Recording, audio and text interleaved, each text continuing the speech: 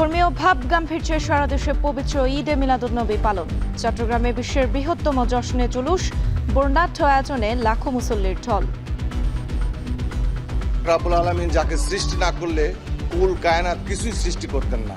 উনি যেহেতু এই দিনে তাশরিফ নিয়ে এসেছেন, এই জন্য আমরা তার খুশিতে আজকে খুশি করতেছি। এই জশ্নে জুলুস শুধু একটা শোডাউন না, এই শোডাউনের উদ্দেশ্য আন্তর্জাতিকভাবে সারা পৃথিবীকে জানিয়ে দেওয়া। এটার একটাই উদ্দেশ্য, নবীজি সাল্লাল্লাহু আলাইহি সাল্লাম শান্তির বার্তা নিয়ে, হেদায়েতের নূর নিয়ে নবীজি আগমন করেছেন যেন মানুষ শান্তিতে বসবাস করতে পারে।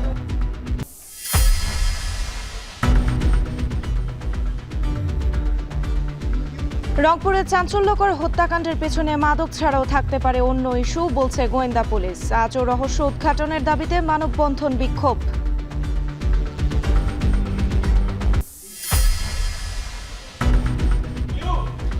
দিনাজপুরের মিলের গোডাউন থেকে 217 বস্তা সার উদ্ধার। আটক একজন, সংকট নেই। কৃষকদের অগ্রিম সার না কেনার আহ্বান স্থানীয় সরকার প্রতিমন্ত্রীর।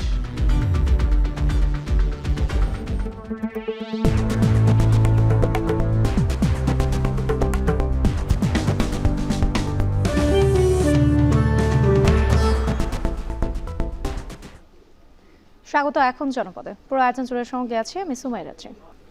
বিশ্বনবী হযরত মুহাম্মদ সাল্লাল্লাহু আলাইহি ওয়াসাল্লামের জন্ম ও ওফাত স্মরণে ধর্মীয় ভাব গাম্ভীর্যের মধ্য দিয়ে পালিত হচ্ছে পবিত্র ঈদে মিলাদুন্নবী।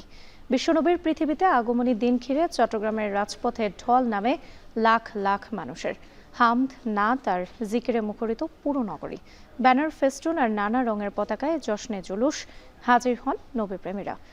বিরাটহাট সুন্নিয়া মাদ্রাসা থেকে শুরু হওয়া এই জুলুস নগরীর বিভিন্ন সড়ক প্রদক্ষিণ করে দোয়া ও মোনাজাতের মধ্য দিয়ে শেষ হয়। বাকিটা জানাচ্ছেন হোসেন সিয়াদ।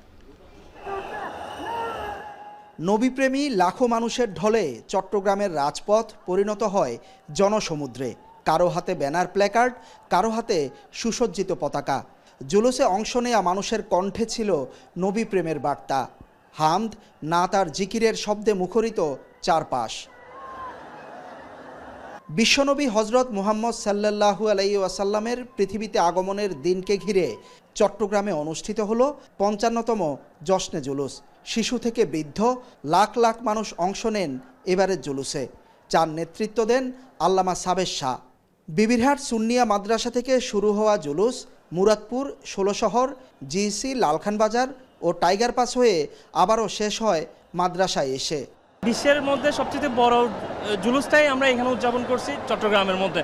তো আমরা সবাই একসাথে মিলিত হই, সবাই নবীর দরুদ পড়ি, নবীর গানে নাত পড়ি। আমাদের যে দেশে এখন যে হানাহানি, মারামারি, সবাই তার মঙ্গল কামনার জন্য এই বিশেষ প্রার্থনা করবে। সারা বিশ্বে ইসলামের শান্তি ছড়িয়ে পড়ুক এবং আমরা চাই বিশ্ব ভ্রাতৃত্ব আবার পুনরায় গঠন হোক। নবীপ্রেমী এ কাফেলা ছুটেছে নগরীর দীর্ঘ পথ। পথ জুড়েও ছিল নানা আয়োজন। কোথাও শরবত, কোথাও খেজুর, চকলেট ও ফল বিতরণ করে অংশগ্রহণকারীদের আপ্যায়ন করা হয়। শুধু ধর্মীয় আনুষ্ঠানিকতা নয়, জুলুস ঘিরে নগর জুড়ে তৈরি হয় শান্তি আর সম্প্রীতির এক ভিন্ন আবহ। জুলুস শুধু একটা শোডাউন না, এই শোডাউনের উদ্দেশ্য আন্তর্জাতিকভাবে সারা পৃথিবীকে জানিয়ে দেওয়া মুসলমানরা সন্ত্রাসী না, মুসলমানদের ঐতিহ্য হচ্ছে শান্তি প্রতিষ্ঠার। সারা চট্টগ্রামে চতুর্দিক থেকে আসবে, দক্ষিণ জেলা থেকে আসবে, উত্তর জেলা থেকে আসবে, কুমিল্লা থেকে আসবে, নোয়াখালী, ফেনী, এইসব জায়গা থেকে আসবে। আয়োজকরা জানান, জনসমাগমের দিক থেকে এটি পৃথিবীর বৃহত্তম জশ্নে জুলুস, যেখানে চট্টগ্রাম ও আশেপাশের জেলা থেকে অংশ নেন প্রায় 50 লাখ মানুষ। দুনিয়াতে আসার কারণে আজকে যে সিভিলাইজেশন, সেই সিভিলাইজেশনের সবচেয়ে বড় আমরা দেখতে পাচ্ছি যেখানে কতটা আম চলছে, যেখানে সাধারণ মানুষকে হত্যা করা হচ্ছে, সেই জায়গায় রাসূল পাক সাল্লাল্লাহু আলাইহি ওয়াসাল্লাম পুরো ইনসানিয়তকে ডেভেলপ করেছেন।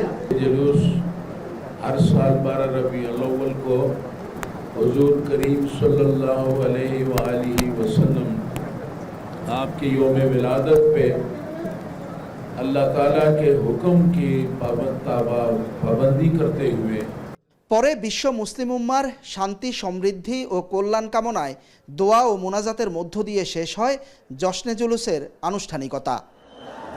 জশ্নে জুলুসের এই আয়োজন নিছক কোনো আনুষ্ঠানিকতা কিংবা সাধারণ কোনো পদযাত্রা নয়, আয়োজকরা বলছেন এই যে দীর্ঘ পথ হাতে হাত রেখে কাঁধে কাঁধ রেখে ধর্মপ্রাণ মানুষ এগিয়ে যাচ্ছে, সেটি ইসলামের যে শান্তি সম্প্রীতি আর সৌহার্দ্যের বার্তা সেটি বহন করে নিয়ে যায়। হোসাইন জিয়াদ, এখন চট্টগ্রাম। সারা দেশেও যথাযথ ধর্মীয় ভাব গাম্ভীর্যের মধ্য দিয়ে উদযাপিত হয়েছে পবিত্র ঈদে মিলাদুন্নবী। হযরত মুহাম্মদ সাল্লাল্লাহু আলাইহি ওয়াসাল্লামের জন্ম ও ওফাত দিবসকে ঘিরে বিভিন্ন স্থানে জশ্নে জুলুস ও নানা আয়োজনে পালিত হয়েছে এই বিশেষ দিনটি। দিবসটি উপলক্ষে সকালে রাজশাহীর শিরওয়েল গাউসিয়া কমিটির আয়োজনে এক বর্ণাঢ্য শোভাযাত্রা বের করা হয়। শোভাযাত্রায় অংশগ্রহণকারীরা জাতীয় পতাকা ও সবুজ ঝান্ডায় কালিমা লিখে রাসূলের প্রতি ভালোবাসা জানান। এদিকে কুমিল্লায়ও সকাল থেকে বিভিন্ন এলাকা ও অলিগলি থেকে ধর্মপ্রাণ মুসল্লিরা কান্দিপাড়ে জড়ো হন। পরে বিভিন্ন খানকা, দরবার ও ধর্মীয় সংগঠনের ব্যানারে টাউন হল থেকে বর্ণাঢ্য শোভাযাত্রা বের করা হয়। শোভাযাত্রায় বিশ্বনবীর আগমন উপলক্ষে পৃথিবীতে শান্তি, সম্প্রীতি ও মানবতার কল্যাণ কামনা করা হয়। এছাড়াও সিলেট, রাজশাহী, বরিশাল, পাবনা, নবায়নগঞ্জ, সিরাজগঞ্জ, নাটোর, ফরিদপুরে উৎসব মুখর পরিবেশে পালিত হয় মুসলমানদের পবিত্র এই দিনটি। আধ্যাত্মিক আবহ, জিকির, আসকার ও দোয়া মাহফিলের মাধ্যমে জীবনের প্রতিটি ক্ষেত্রে মহানবী হযরত মুহাম্মদ সাল্লাল্লাহু আলাইহি ওয়াসাল্লামের আদর্শ অনুসরণ করার আহ্বান জানানো হয়। এ সময় গরিব, দুস্থ ও আগতদের মধ্যে মিষ্টান্ন বিতরণ করা হয়। এছাড়াও কেরাত, হামনাত সহ নানা প্রতিযোগীদেরও আয়োজনে রেখেছে বিভিন্ন মসজিদ, মাদ্রাসা। এই নবীকে সৃষ্টি না করলে আপনাকে, আমাকে, আসমান জন্য কিছু সৃষ্টি করতো না। সেই নবীর জন্য, সেই নবীর আগমনের জন্য আমরা জুলুসের আগমন করেছি, আমরা আয়োজন করেছি। আল্লাহ পাক রাব্বুল আলামিন যাকে সৃষ্টি না করলে কুল কায়নাত কিছুই সৃষ্টি করতেন না। উনি যেহেতু এই দিনে, আজকের দিনে জন্মেছেন, তাই তাশরিফ নিয়ে এসেছেন। এই জন্য আমরা তার খুশিতে আজকে খুশি করতেছি। হাজারো লাখো আমরা সুন্নি জনতা একসাথে হয়ে আজকের এই কুমিল্লা টাউন হল ময়দানে প্রায় লক্ষাধিক মানুষের মতো আমরা একত্রিত হয়ে ঈদ উদযাপন করেছি।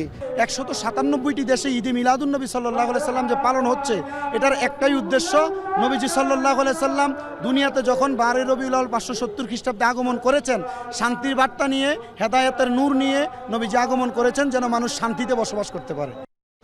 শুধু মাদক নয়, রংপুর জেলা স্কুলের সাবেক শিক্ষক গণপতি চক্রবর্তীকে সপরিবারে হত্যায় অন্য কারণ থাকতে পারে বলে ধারণা করছে পুলিশ। বিষয়টি বিবেচনায় রেখেই তদন্ত চালানো হচ্ছে বলে জানিয়েছেন রংপুর মেট্রোপলিটন পুলিশের গোয়েন্দা শাখার উপকমিশনার। এদিকে আজও গণপতি চক্রবর্তী সপরিবারে হত্যাকাণ্ডের ঘটনায় সুষ্ঠু তদন্তের দাবিতে বিক্ষোভ মানববন্ধন করেছে বিভিন্ন সামাজিক সাংস্কৃতিক সংগঠন। আমিরুল বাপ্পের প্রতিবেদন, আর ক্যামেরায় ছিলেন আশিকুর রহমান আশিক। রংপুর জিলা স্কুলের সাবেক শিক্ষক গণপতি চক্রবর্তী ও তার স্ত্রী সন্তানদের মৃতদেহ উদ্ধারের পর থেকেই পুলিশের বক্তব্যে নানা অসঙ্গতির অভিযোগ স্বজন ও স্থানীয়দের। এমনকি পুলিশকে দেয়া আসামির জবানবন্দির সাথে আদালতে দেয়া জবানবন্দির অমিলও নানা প্রশ্নের জন্ম দিচ্ছে। অনেকেই প্রশ্ন তুলছেন, পুলিশের এই তড়িঘড়ি প্রকৃত পরিকল্পনাকারীকে আড়াল করছে না তো? বাংলাদেশে যে বিচারহীনতার সংস্কৃতি, স্ক্রিপ্ট তৈরি করবার যে সংস্কৃতি, পুলিশের বক্তব্য এবং বক্তব্যের পরের যে ঘটনাগুলো আমরা দেখি, সেটার সাথে মিল না থাকার কারণে মানুষের মধ্যে কিন্তু এই সন্দেহগুলো তৈরি হয়েছে। এই যে তথ্যর বিভ্রান্তিগুলো, এই বিভ্রান্তিগুলাই কিন্তু দিচ্ছে আমাদের প্রশাসনের। এই প্রশাসনের বিভ্রান্তিমূলক তথ্য দেওয়ার কারণেই কিন্তু আজকে সাধারণ মানুষের মনে একটা ক্ষোভের সৃষ্টি। সুষ্ঠু তদন্তের দাবিতে সরকারের দৃষ্টি আকর্ষণ করা, প্রশাসনের দৃষ্টি আকর্ষণ করা। সুশাসনের জন্য নাগরিক সুজন, বাংলাদেশ কমিউনিস্ট পার্টি সহ বিভিন্ন সংগঠন রংপুর প্রেস ক্লাবের সামনে মানববন্ধন করে। এ সময় স্বরাষ্ট্রমন্ত্রী ও পুলিশের ঊর্ধ্বতন কর্মকর্তার ঘটনাস্থল পরিদর্শন না করায় বিস্ময় ও ক্ষোভ প্রকাশ করেন তারা। তদন্তটা সঠিক হচ্ছে না, যে তদন্ত সঠিক না হলে একটা সময় বিচারের ফাঁক দিয়ে এই আসামিরা বের হয়ে চলে যাবে। মূল দোষী যারা আছে, এর পিছনে কারা হুকুমদাতা ছিল, এর পিছনে কারা পরিকল্পনাকারী ছিল? একজন মানুষ 4 জন মানুষকে এভাবে হত্যা করতে পারে না, বা 2 জন মানুষ মাদক খেয়ে এভাবে হত্যা করতে পারে না। এদিকে শুধু মাদক নয়, জমিজমা সহ আরও বেশ কিছু ইস্যু থাকতে পারে বলে ধারণা পুলিশের। ধর্ষণের আলামত না থাকলেও অন্য ধারণাগুলো নিয়ে তদন্ত করছে গোয়েন্দা বিভাগ। যে পরিমাণ নৃশংসভাবে হত্যা করা হয়েছে, এটা পূর্ববর্তী পুঞ্জীভূত ক্ষোভ বা ক্রোধ, এগুলোর বহিঃপ্রকাশ। এখন এই 2 পরিবারের মধ্যে, তারপর ওদের জবানবন্দিতে জানা গেছে বা সূত্রেও জানা গেছে, লোকাল সূত্রেও জানা গেছে যে ওই জমিটা তাদের পরিবারের কাছ থেকে কিনে নেয়া, সারবারি করেছিলেন। এইসব বিষয়ে কিছু বঞ্চনা, ক্ষোভ, হতাশা এগুলো থাকতে পারে। গণপতি চক্রবর্তীর মেয়ে আগামী চক্রবর্তীর বাগদত্তাকেও জিজ্ঞাসাবাদ করা হবে বলে জানিয়েছেন এই কর্মকর্তা। এখন পর্যন্ত তদন্ত সঠিক পথে এগোচ্ছে বলে দাবি তার। আমিরুল বাপ্পি, এখন রংপুর। দিনাজপুরে একটি হাস্কিং মিলের গোডাউন থেকে অবৈধভাবে মজুত করে রাখা 217 বস্তা সার উদ্ধার করেছে প্রশাসন। এই ঘটনায় এক ব্যক্তিকে 1 মাসের বিনাশ্রম কারাদণ্ড ও 30,000 টাকা জরিমানা করা হয়েছে। দুপুরে শহরের পুলহাট এলাকায় পরিচালিত অভিযানে দেখা যায় গোডাউনে মজুত সার একটি ট্রাক্টরে করে বাইরে নেওয়ার প্রস্তুতি চলছে। পরে গোডাউনে তল্লাশি চালিয়ে 217 বস্তা সার জব্দ করা হয়। কৃষকদের জন্য বরাদ্দ সার অবৈধভাবে মজুত ও পাচারের মাধ্যমে বাজারে কৃত্রিম সংকট তৈরি এবং অতিরিক্ত মুনাফার চেষ্টা করা হচ্ছিল বলে ধারণা সংশ্লিষ্টদের।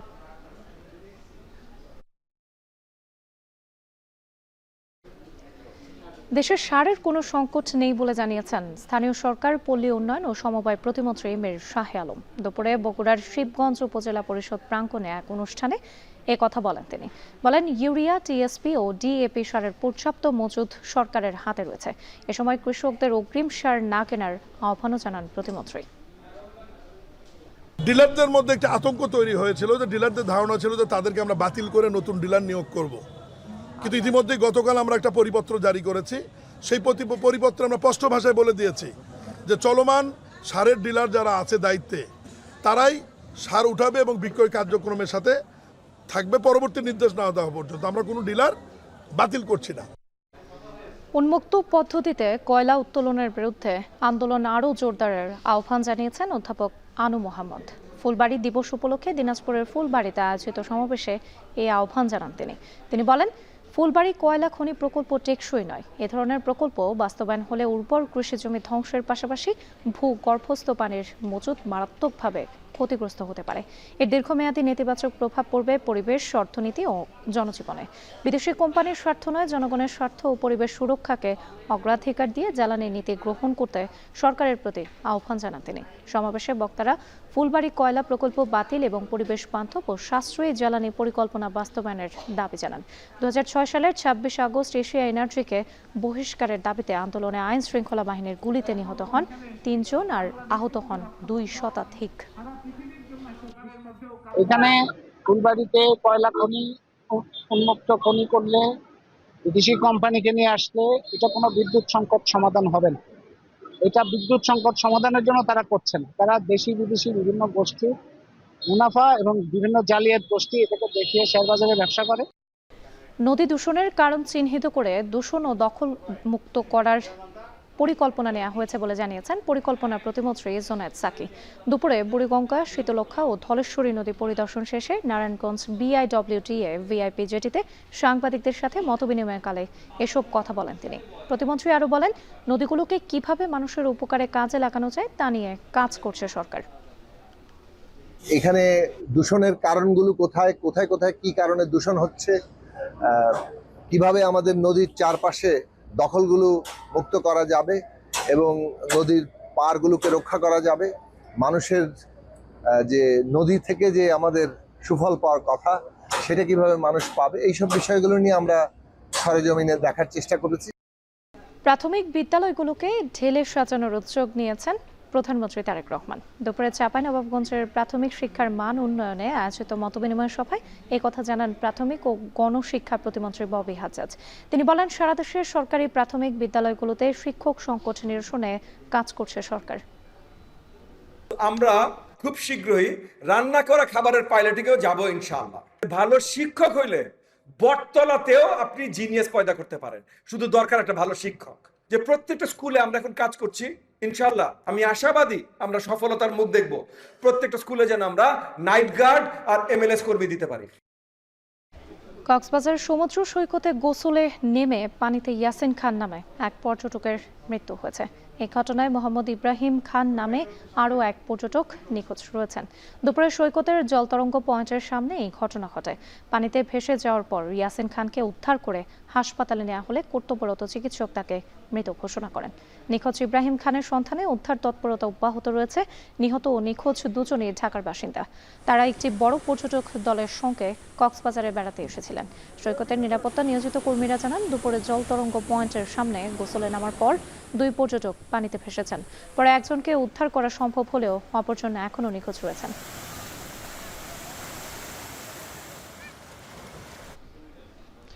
ময়মনসিংহে বাংলাদেশ কাস্টমসের নিরাপত্তা কর্মী রাকিব রায়হানকে নৃশংসভাবে 15 টুকরো করে হত্যার ঘটনায় 2 আসামি রাজু ও জিতুকে গ্রেপ্তার করেছে পুলিশ। শ্রীমঙ্গল থেকে তাদের গ্রেপ্তার করা হয়। পরে তাদের দেয়া তথ্যের ভিত্তিতে হত্যাকাণ্ডে ব্যবহৃত 2টি চাকু, চাপাতি, লোহার রড সহ বিভিন্ন আলামত উদ্ধার করা হয়েছে। পুলিশ বলছে, গত 1 আগস্ট থেকে আসামিদের ধরতে গোয়েন্দা নজরদারি বাড়ানো হয়। পরে শ্রীমঙ্গলে তাদের অবস্থান নিশ্চিত করে ফুলবাড়িয়া থানা পুলিশ অভিযান চালিয়ে দুজনকে গ্রেপ্তার করে। জিজ্ঞাসাবাদে রাকিবকে হত্যার পর কিভাবে মরদেহ টুকরো করা হয়েছিল সে বিষয়ে পুলিশকে তথ্য দিয়েছে আসামিরা। প্রাথমিক তদন্তে অর্থ সংক্রান্ত লেনদেনকে কেন্দ্র করে হত্যাকাণ্ডটি ঘটতে পারে বলে ধারণা করছে পুলিশ। এর আগে গত 2 আগস্ট নিখোঁজের 10 দিন পর বাড়ির পাশের একটি পরিত্যক্ত পুকুর থেকে 4টি ব্যাগে রাকিবের 15 টুকরো মরদেহ উদ্ধার করা হয়।